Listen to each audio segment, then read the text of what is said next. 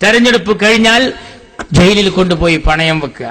ഞാൻ ചോദിക്കട്ടെ, ഞങ്ങൾ അങ്ങനത്തെ കാര്യങ്ങൾ പ്രോത്സാഹിപ്പിക്കുന്നവരല്ല. അതാണല്ലോ ആ ജയരാജൻ 6 ദിവസം അയാളെ ജയിലിൽ കിടത്തിയതാരാ? ഈ തലതിരിഞ്ഞ അണികളാണ്. ഈ അണികളാണ് പ്രോത്സാഹിപ്പിച്ചു. ഇയാള് പറഞ്ഞു, ചില്ലുമേടയിൽ ഇരുന്ന് അങ്ങനെ സുഖിക്കണ്ട, ഇറങ്ങി വാടാ ശുംഭാന്ന് പറഞ്ഞു. അങ്ങനെ അണികളാണ്ട് മൂപ്പിച്ച് ഇഞ്ഞും പറഞ്ഞുകൂടി തന്നെ. അടുത്ത പൊതുയോഗത്തിൽ ഇയാൾക്കെതിരെ വിശദീകരണം ചോദിക്കാറ്, ഞാൻ ഉറച്ചു നിൽക്കുന്നു ഇഞ്ഞും പറയും തന്നെ. രണ്ടോട്ടം കൂടിയാണ് പറഞ്ഞു.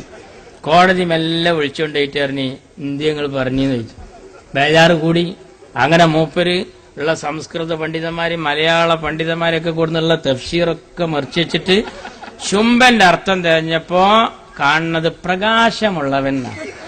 നിങ്ങൾ നോക്കാണി, പോടാ ശുംഭ, ഇറങ്ങി വാടാ ചില്ലുമേടയിൽ, ഇതൊക്കെ പറഞ്ഞിട്ട് ശുംഭ എന്നുള്ളതിന് പിന്നെ പ്രകാശമുള്ളവെന്ന് അർത്ഥം ഉണ്ടാവുമോ?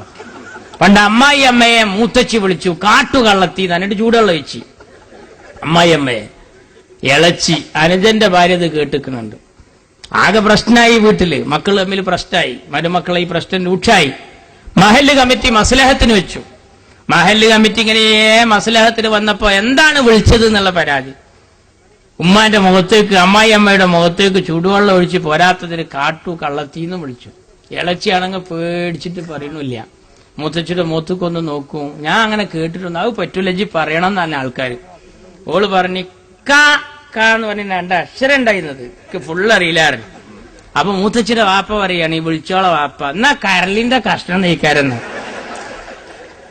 അപ്പൊ അത് കേട്ടപ്പോ മഹല്ല് കമ്മിറ്റി ചോദിച്ചു, കരളിന്റെ കഷ്ണം തന്നെ ചൂടുവെള്ളമല്ലല്ലോ, തണുത്ത വെള്ളം വേറെ ഇവിടെ ഉണ്ടായിരുന്നില്ലായിരുന്നു എന്ന മാതിരി നിങ്ങൾ തെറിയാ വിളിച്ചത്. ഇയാൾ എന്നിട്ട് കോടതിയിൽ പാവം തപ്പിത്തടഞ്ഞി. കോടതി നേരെ പറഞ്ഞ് കെടുക്കാന്. അത് എവിടെ കെടുന്നത്? പിള്ളനോട് പഠിച്ചോ പറഞ്ഞ് നിങ്ങൾ നീറ്റ് കുടി കോയിക്കോളി, മൂപ്പര് ഇവിടെ കെടുക്കാൻ വന്നിക്കണത്. ബാലകൃഷ്ണ പിള്ള കിടന്ന കട്ടുമ്പല് 6699 നല്ല ലക്കി നമ്പർ. പിള്ള തേച്ച കോൾഗേറ്റ് 6 ദിവസം പല്ലേപ്പിച്ചില്ല. ഞങ്ങള് മക്കളെ ഞങ്ങളെ കായ് മുതലായില്ലേ.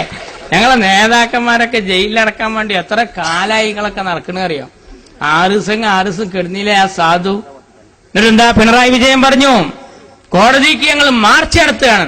അണികൾ രോഷാകുലരായി വരുന്ന സുപ്രീം കോടതി ചോദിച്ചു, സ്വാഗതം ഉണ്ടാ, അധ്യക്ഷ ഉണ്ടാ, ഉദ്ഘാടകൻ ഉണ്ടാ ഒക്കെ ചോദിച്ചപ്പോ